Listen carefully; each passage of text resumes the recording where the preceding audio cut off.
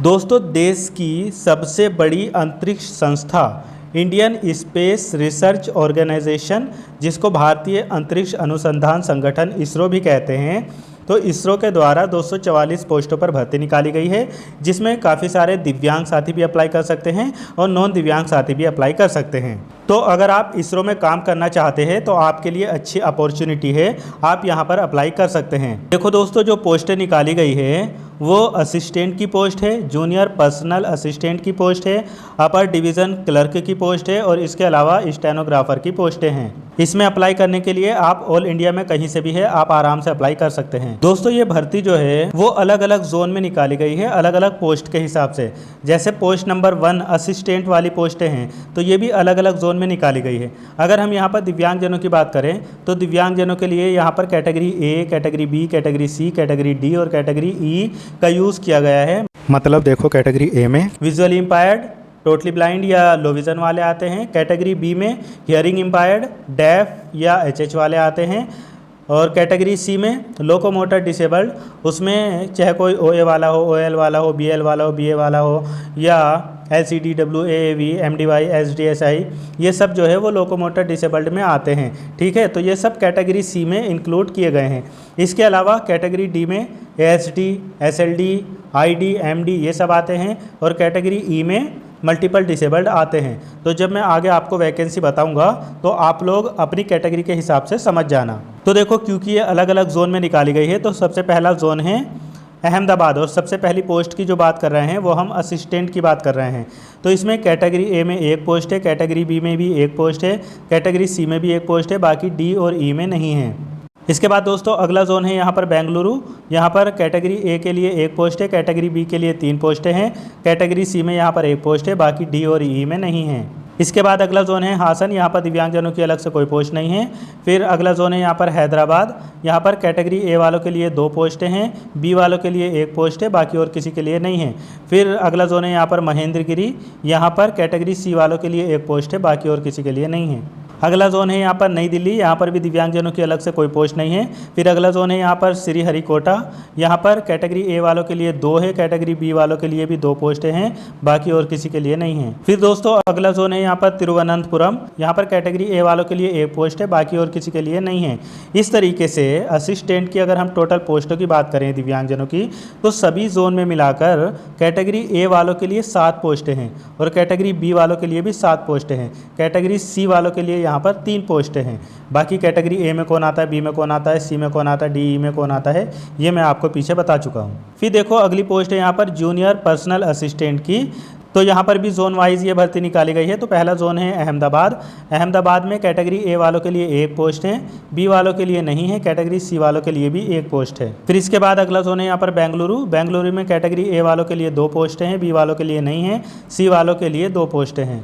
फिर आगे और किसी जोन में तो नहीं है। श्रीहरिकोटा में 1 पोस्ट है कैटेगरी सी वालों के लिए। इसके बाद दोस्तों अगला जोन है यहाँ पर तिरुवनंतपुरम। तो तिरुवनंतपुरम में 1 पोस्ट है केवल कैटेगरी डी वालों के लिए। तो देखो यहाँ पर अगर सभी पोस्टों की बात करें जूनियर असिस्टेंट पर्सनल वाली भर्ती के लिए, तो कैटेगरी ए वालों के लिए 3 पोस्टें हैं, कैटेगरी बी वालों के लिए यहाँ पर नहीं है, कैटेगरी सी वालों के लिए 4 पोस्टें हैं और कैटेगरी डी वालों के लिए 1 पोस्ट है। फिर देखो अगली पोस्ट है यहाँ पर अपर डिवीज़न क्लर्क की, ये बेंगलोर में है केवल। इसमें दिव्यांगजनों की केवल कैटेगरी ए वालों के लिए 1 पोस्ट है, बाकी और किसी की नहीं है। इसी तरीके से अगली पोस्ट है यहाँ पर स्टेनोग्राफर की, इसमें भी केवल 1 पोस्ट है कैटेगरी बी वालों के लिए बेंगलोर में। इसके अलावा यहाँ पर दोस्तों पोस्ट नंबर 5 भी है, जो अंतरिक्ष विभाग के अधीन स्वायत्त निकायों में भरे जाने हेतु सहायक की भर्ती है ये। तो इसमें केवल कैटेगरी ए वाले दिव्यांगों के लिए 1 पोस्ट है अहमदाबाद में, बाकी और किसी की नहीं है। अब देखो अगर हम यहाँ पर क्वालिफ़िकेशन की बात करें तो असिस्टेंट अपर डिवीज़न क्लर्क की जो पोस्ट है उसमें जो क्वालिफ़िकेशन मांगी गई है वो बस आपके पास में ग्रेजुएशन होना चाहिए, कम से कम 60% मार्क्स आपके होने चाहिए, तो आप आराम से अप्लाई कर सकते हो। इसके अलावा आपको कंप्यूटर की नॉलेज भी हो, मतलब कंप्यूटर पर काम करना अच्छे से आना चाहिए, क्योंकि जब आपका एग्ज़ाम होगा तो उसमें ये कंप्यूटर का टेस्ट भी आपसे ज़रूर कराएंगे।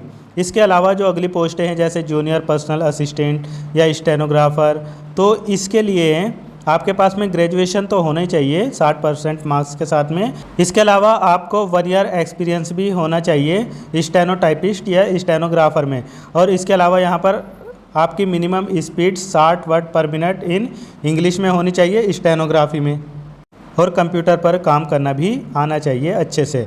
तो देखो जो यहाँ पर असिस्टेंट वाली पोस्ट है और अपर डिवीज़न क्लर्क की, इसके लिए केवल ग्रेजुएशन मांगा गया है। बस आपका ग्रेजुएशन में 60% मार्क्स होने चाहिए और इसके साथ में कंप्यूटर आपको आना चाहिए, ठीक है। यहाँ पर टाइपिंग अलग से नहीं मांगी गई है। इसके अलावा जो जूनियर पर्सनल असिस्टेंट या स्टेनोग्राफर वाली पोस्टें हैं उसके लिए ग्रेजुएशन भी मांगा गया है 60% मार्क्स के साथ में, और उसके साथ में आपसे स्टेनोटाइपिस्ट या स्टेनोग्राफर का 1 ईयर का एक्सपीरियंस भी मांगा गया है, और आपको 60 वर्ड पर मिनट इंग्लिश में स्टेनोग्राफी भी आती हो और कंप्यूटर पर काम करना भी आता हो, तो आप आराम से अप्लाई कर सकते हो। अगर हम यहाँ पर एज की बात करें तो यहाँ पर एज जो मांगी गई है वो 28 वर्ष तक मांगी गई है, लेकिन दिव्यांगजनों को एज में रिलैक्सेशन भी दिया जाएगा। बाकी इसमें अप्लाई करने के लिए अगर आप दिव्यांगजन हैं तो आपके पास में UDID कार्ड, डिसेबिलिटी सर्टिफिकेट सब होना चाहिए। आपकी दिव्यांगता 40 या उससे ज़्यादा होनी चाहिए। इसमें दोस्तों अगर हम इसके फॉर्म भरने की बात करें तो देखो ये फॉर्म इसके 27 जुलाई से भरे जा रहे हैं और 16 अगस्त 2026 तक भरे जाएंगे। तो 16 अगस्त से पहले पहले आप लोग इसका फॉर्म भर लेना। मैं इसका लिंक अपने टेलीग्राम चैनल पर शेयर कर दूंगा। इसमें अप्लाई करने के लिए दोस्तों अगर मैं फ़ीस की बात करूं तो फ़ीस थोड़ा सा आपकी ज़्यादा लग रही है। आप दिव्यांग हो या कोई भी हो, 500 रुपये फ़ीस तो आपकी लगेगी ही। बाकी जो एप्लीकेशन फ़ीस है वो 100 रुपये है, लेकिन पहले जो प्रोसेसिंग फ़ीस लग रही है वो 500 रुपये है, और ये सभी के लिए है, इसमें दिव्यांगजनों को छूट नहीं दी गई है। हालांकि जब आपका पेपर हो जाएगा तो उसके बाद में आपकी फ़ीस जो है वो रिटर्न हो जाएगी। इसमें दोस्तों आप लोगों की सैलरी भी ठीक ठाक है, 25 से 30 हज़ार पर मंथ आपको शुरुआत से ही मिलने लगेंगे। मैंने आपको शुरुआत में ही बताया कि इसमें अप्लाई करने के लिए आप भारत के नागरिक हो तो आप अप्लाई कर सकते हो, मतलब आप किसी भी स्टेट से बिलोंग करते हो, आप आराम से अप्लाई कर सकते हो।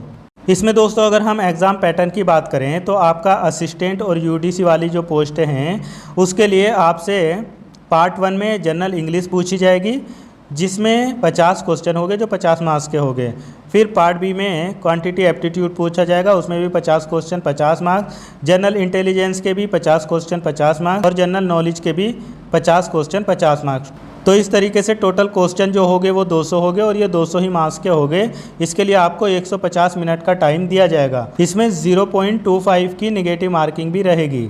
फिर देखो अगली जो पोस्ट है JPA या स्टेनोग्राफर की, यानी जूनियर पर्सनल असिस्टेंट वाली और स्टेनो वाली, उसमें पार्ट ए में आपसे इंग्लिश लैंग्वेज कंप्रीहेंशन के 100 क्वेश्चन 100 मार्क्स के, और जनरल इंटेलिजेंस के 50 क्वेश्चन 50 मार्क्स, और इसके अलावा क्वांटिटी एप्टीट्यूड जनरल नॉलेज के यहाँ पर 50 क्वेश्चन 50 मार्क्स के ये हो गए। इस तरीके से टोटल ये भी 200 क्वेश्चन हो गए जो 200 ही मार्क्स के हो गए, और इसके लिए भी आपको 150 मिनट का टाइम मिलेगा, और यहाँ पर भी 0.25 की नेगेटिव मार्किंग रहेगी। इसके बाद दोस्तों आपका स्किल टेस्ट होगा, वो असिस्टेंट वाली पोस्ट हो, UDC वाली पोस्ट हो, JPA या स्टेनो वाली पोस्ट हो, कोई भी हो, इनमें सब में आपसे पूछा जाएगा पहले MS वर्ड पूछा जाएगा 35 मार्क्स का, जिसमें आपसे पूछा जाएगा ओपनिंग सेविंग फाइल्स, इसके अलावा editing text documents, inserting deleting, cut copy paste, undo redo, find research replace, formatting page, setting margins, और इसके अलावा converting files to different format, importing exporting documents, using tools bar, ये सारे कुछ पूछा जाएगा जो भी MS वर्ड में होता है। फिर इसी तरीके से 35 मार्क्स का आपसे MS एक्सेल भी पूछा जाएगा, एक्सेल में जो कुछ भी होता है वो सब पूछा जाएगा।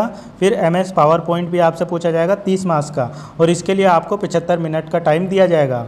इसके अलावा दोस्तों जो स्टेनो वाली पोस्ट है उसके लिए आपसे स्टेनो भी पूछा जाएगा, मतलब शॉर्ट हैंड, और उसमें 5 मिनट मिलेगी। लेकिन अगर दिव्यांग साथी है, PWBD कैंडिडेट है, तो उनको यहाँ पर 30 मिनट का टाइम दिया जाएगा। इतना सब कुछ अच्छे से करने के बाद में आपका यहाँ पर सिलेक्शन होगा। अब आप में से बहुत लोग सोच रहे होंगे कि आपने ये तो बताया नहीं कि कौन कौन डिसेबल्ड अप्लाई कर सकते हैं। तो देखो इस नोटिफिकेशन में कहीं भी ऐसा नहीं दिया है कि कौन कौन कर सकता है, बस इसमें category A B C D E दिया हुआ है। मतलब कैटेगरी A में टोटली ब्लाइंड लो विज़न आते हैं, कैटेगरी बी में डेफ HH आते हैं, और कैटेगरी सी में लोकोमोटर डिसेबल्ड आते हैं, वो BL हो या OL हो या BA हो या OA हो या OL हो या LCD WAV कोई भी हो। इसके अलावा कैटेगरी डी में ASD SLD MI ID ये सब आते हैं, और कैटेगरी ई में MD आते हैं। तो इतना ही बस दिया है, बाकी और कुछ इसमें बहुत ज़्यादा नहीं दिया है। अगर आपको इसमें अप्लाई करना है तो अप्लाई कर देना, और वीडियो पसंद आई है तो लाइक शेयर ज़रूर कर देना, चैनल को सब्सक्राइब भी ज़रूर कर लेना। मिलता हूँ फिर किसी और वीडियो में। Thank you so much.